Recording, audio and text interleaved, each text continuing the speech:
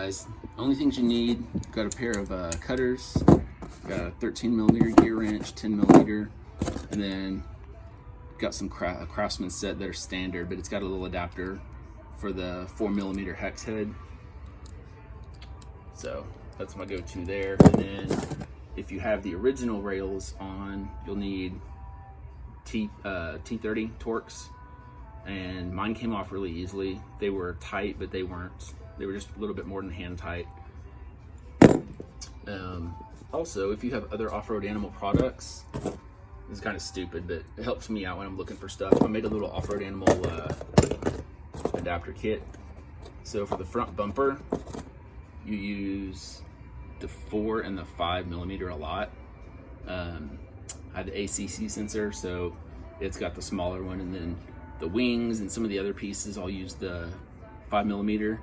Also, the bash plate in the back uses the 5mm.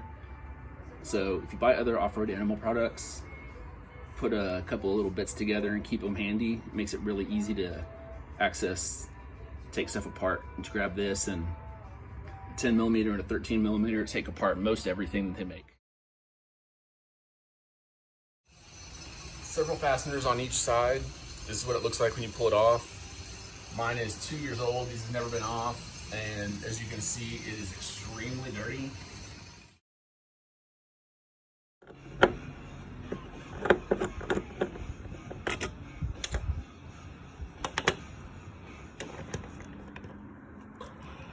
All right, and the last one is right here.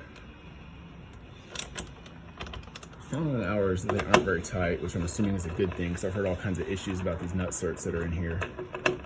So not being very tight means they aren't gonna strip out, or less likely to, I should say. Put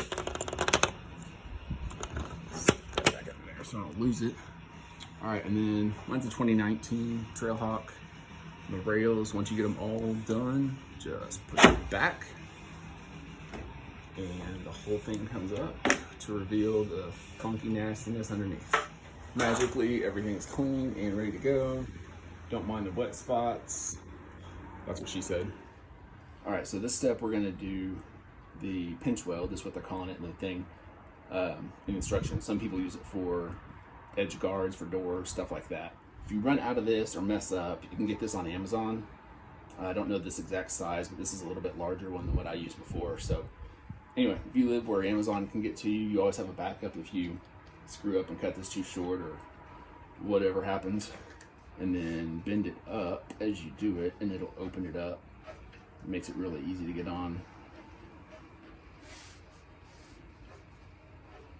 Then, of course, once you're done, go back over it and just mash it and make sure it's all down all the way.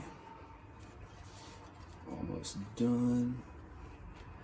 And I'd already cut this, so it's gonna be pretty close. All right. This was an accident, but it's a good point. So the metal clamps inside this are actually in sections. So when you cut it, you're usually separating a section. So be careful, they will fall out of the ends. So now we have a rubber end here. There's no metal in it. That's actually good. My cutters actually pinch it anyway. So this is what I normally use, basic. Get them anywhere. It does the job, but like I said, it'll smash them a little bit. So just be prepared to deal with that. And you can pull off the last section if you want it a little bit long. And then that leaves you with a rubber end here and no metal sticking out, which is what you want. That way it doesn't scratch or rust or damage anything. All right, sorry for the setup I got going on here. I don't have a workbench in the garage currently. There's not enough room. So anyway, next step is to pop these into the slots where they go. Leave some room for adjustment. You can see I already did these. All right, you want this side down, which right now is up, but this is gonna flip over like that. So you want the nut to be on the same side as the rail with the pinch weld. And they're pretty easy to pop in. Stick one side in. If I can hold on to it, just bend it and it should go right in. As mentioned in the instructions, you can also use needle nose or a screwdriver, but for mine, I didn't find that was necessary. Just assuming you can hold on to them. Obviously I can't.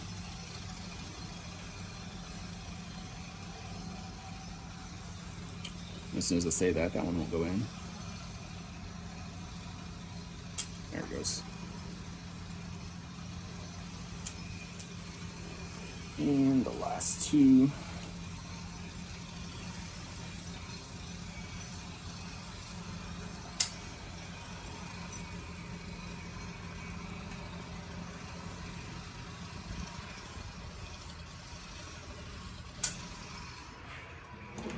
All right, all said and done.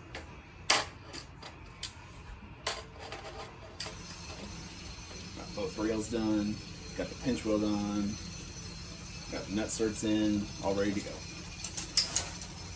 All right, so something else you can do, you can see here, I mean, it's probably not gonna hurt anything, but I left a little bit of the end sticking out.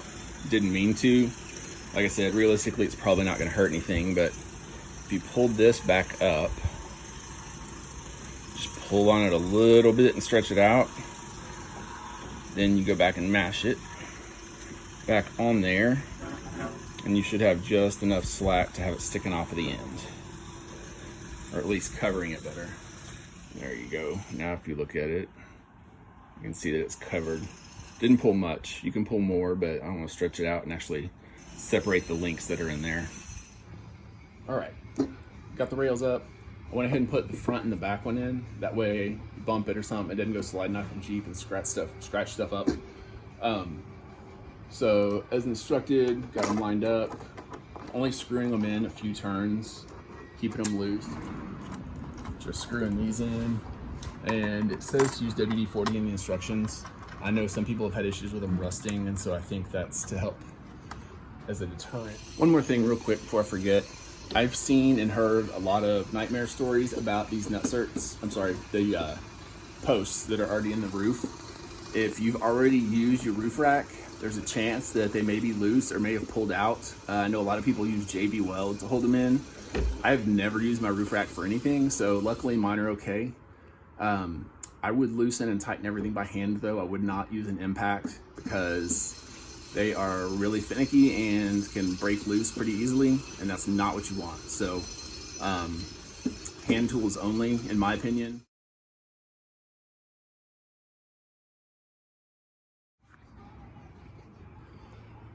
All right, these are all done. By done, I just mean they're a couple of turns in by hand. Definitely not even snugged up or anything. The rails are loose, but I just wanted to get them all attached and we'll go to the next step. So you do get a whole bunch of bolts and washers and nuts and all kinds of stuff. These are the smallest zinc silver bolts and the larger washers. They're calling them mud washers. That'll help keep everything out. All right, next step is the deflector. 5 of the little screws, or sorry, bolts. 5 of the little bolts, 5 of the nuts. Shouldn't need Loctite, they're serrated on the bottom. So we're just gonna put the deflector with the brace. It'll look like that on one side. I did not use any washers. So the washer, it actually didn't come through flush on the back side right here. So let's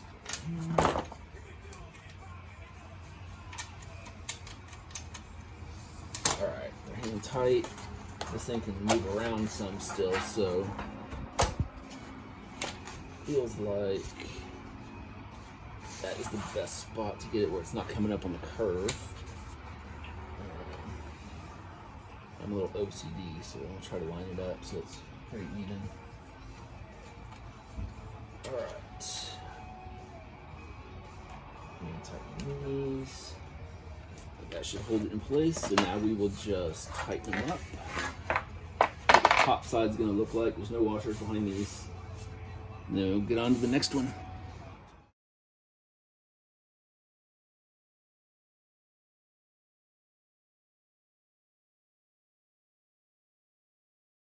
Alright, so one thing I noticed is, obviously the instructions tell you that it's tapered. The ends of the bars are also tapered, and I wasn't paying attention. So the very last one right here, I've got in backwards. So you'll obviously know it's in backwards because it doesn't look right, it doesn't line up right. So we're gonna flip it real quick and then finish tightening all this down.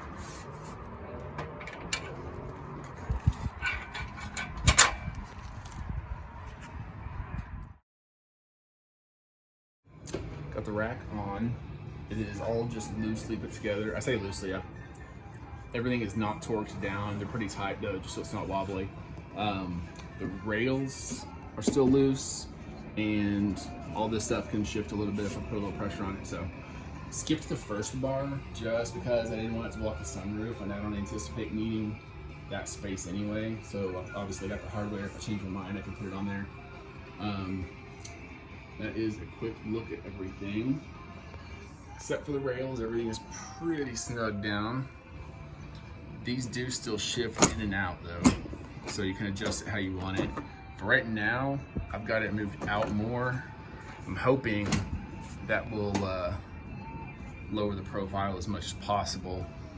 And then I'm gonna get the bolts in up here, get those in loosely, and see how we're gonna adjust it and final position and all that stuff.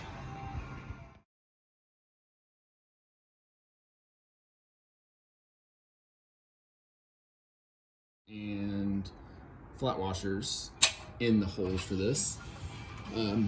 Fitted the other side already. You can see those over there. They're just in a couple turns, nothing's tightened down.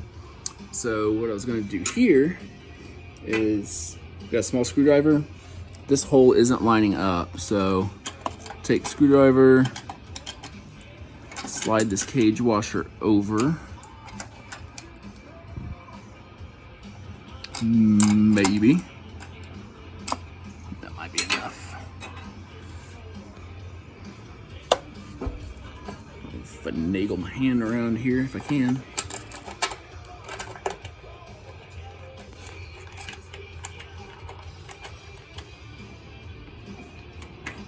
Can't tell if that one actually started. Yeah, it did. Okay, so that one's good. And come back here. Those two are okay. So it's the very back ones. This is lifted up a little bit, so it's harder to see. Put a little weight on it and it pushes it down. So let's try this one real quick.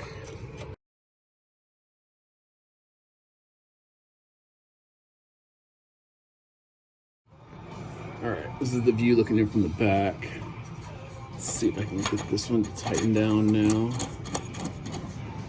Looks like it is. This is the other one that I don't think was lined up.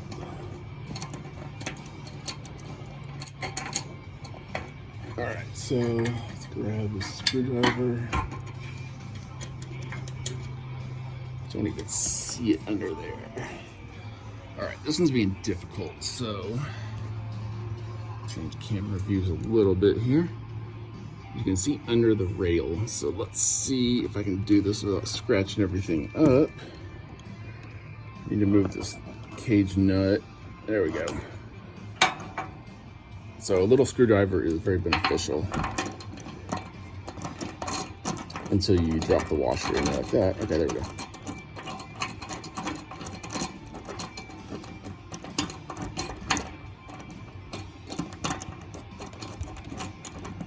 And that one's snugged up.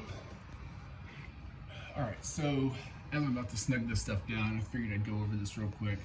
The bar in the back goes on these back two 90-degree pieces just to help them keep from sagging in the middle. If you put weight on it, it supports it, but keeps the antenna free. Currently, the rails are all the way outside, the very edge of the gutter up here.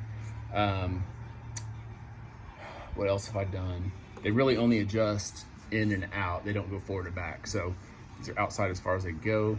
But then the rack, I've pushed it forward as far as it will go. So I'm gonna snug those down. And that brings it to where it looks about like this.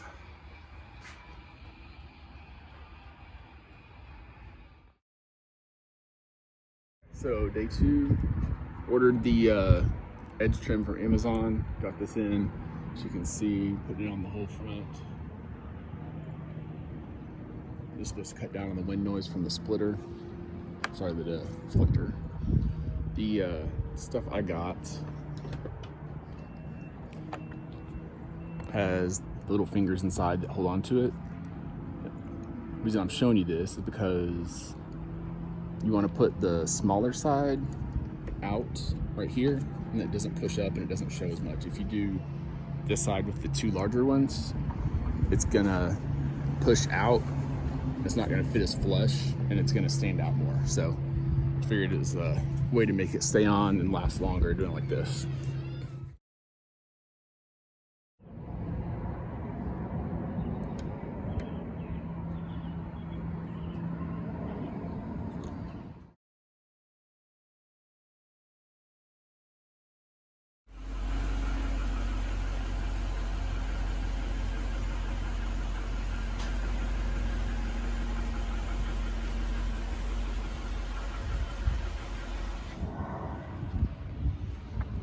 So on the roof rails, I had an issue where this actually popped up.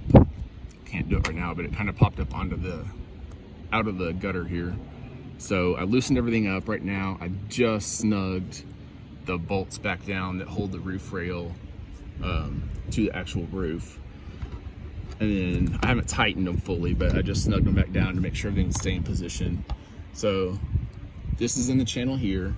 As you come down, it kind of widens out, just the way everything curves. But then you come back here, and that's also in the channel. Just do a final walk around here so you guys can see everything.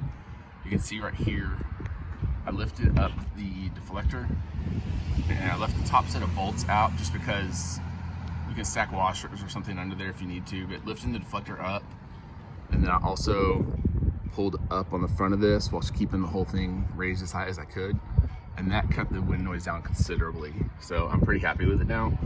Definitely doesn't sound like it did before. Anyway, this is the final product.